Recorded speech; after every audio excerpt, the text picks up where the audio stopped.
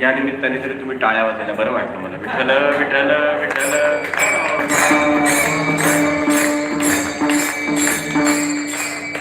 घरी ताकाचे सरोवर देवा. अरे आमच्याकडे ताक मिळतं रे प्यायला, तुझ्यासारखं आम्हाला मिळत नाही. चांगलं लोणी खायला मिळत नाही, दही खायला मिळत नाही. त्यामुळे आमच्या अंतःकरणाला ती तृप्ततेची भावनाच प्राप्त होत नाही.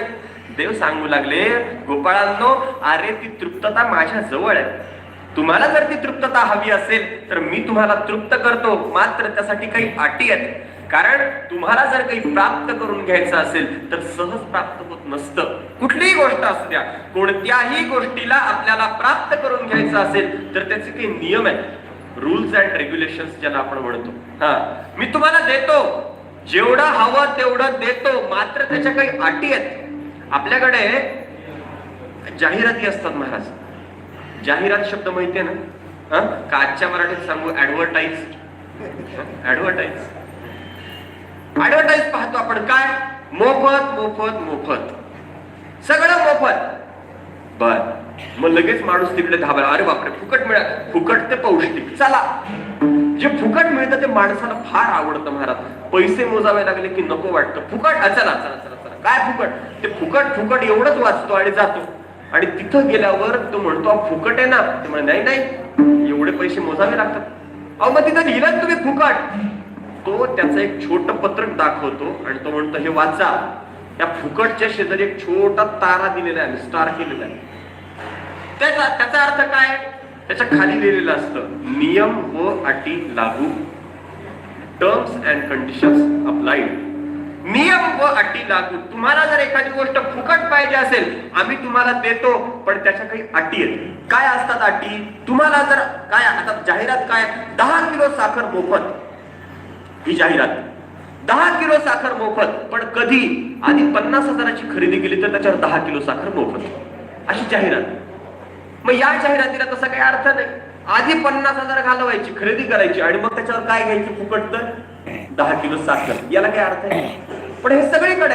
तुम्हाला हवं असेल तर सहज काही मिळणार नाही. तुम्हाला हवं आहे ना, मी देतो, मात्र त्यासाठी काय करायचं तर काही नियम आणि अटी मी सांगतोय. हे कोण बोलतंय? जाहिरातीतून बाहेर या. जाहिरातीतलं नाही सांगत मी.